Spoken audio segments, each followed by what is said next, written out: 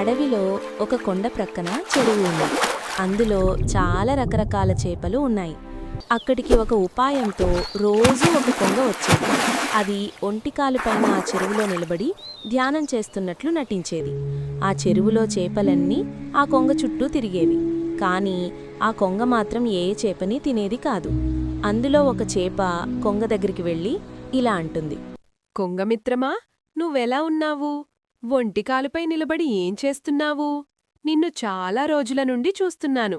నువ్వు ఒక్క చేపని కూడా తినడం లేదు. నేను ధ్యానములో ఉన్నాను. నేను మాంసాహారం భుజించను. నాకు జరగబోయేవి తెలుసు మిత్రమా.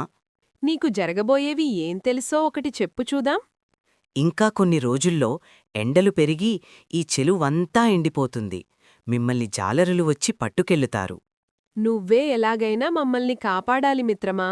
సరే మిత్రులారా, మీరు అంతగా అడుగుతున్నారు కాబట్టి మీకు సహాయం చేస్తాను. ఇక్కడి నుండి కొంత దూరంలో ఒక పెద్ద చెరువు ఉంది. అందులో ఒక్కొక్కరినీ తీసుకెళ్లి ఆ చెరువులో వదులుతాను. ఆ చేపలన్నీ కలిసి సరే అంటాయి.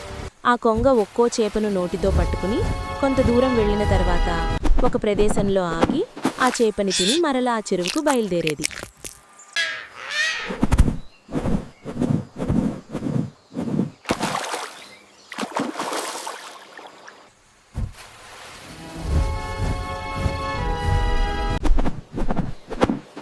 అలాగే ఆ చెరువులో ఉన్న చేపలన్నింటినీ తీసుకెళ్లి తినేసింది. తిరిగి కొంగ మళ్ళీ ఆ చెరువుకి వెళ్ళింది. అక్కడ చేపలు ఏం మిగిల్లేవు. కేవలం ఎండ్రికాయలు మాత్రమే మిగిలి ఉన్నాయి. అప్పుడు ఆ ఎండ్రికాయ ఇలా అంటుంది. కొంగమిత్రమా, మమ్మల్ని కూడా ఇక్కడి నుండి తీసుకెళ్ళు. అప్పుడు కొంగ సరే అని ఆ ఎండ్రికాయని మెడమీదెక్కించుకుని వెళ్తుంది. కొంగ ఈ ఎండ్రికాయని కూడా తిందామని ఉపాయం వేస్తుంది. కానీ కొంత దూరం వెళ్ళిన తర్వాత ఎండ్రికాయ నేలపై పడి ఉన్న చేపముళ్లను చూస్తుంది. కొంగ యొక్క దొంగబుద్ధిని గుర్తించి కొంగ మెడను కొరికేసి ఎండ్రికాయ తప్పించుకుంటుంది. నీతి: శత్రువులతో స్నేహం చేయడం ప్రాణాలకే అపాయం.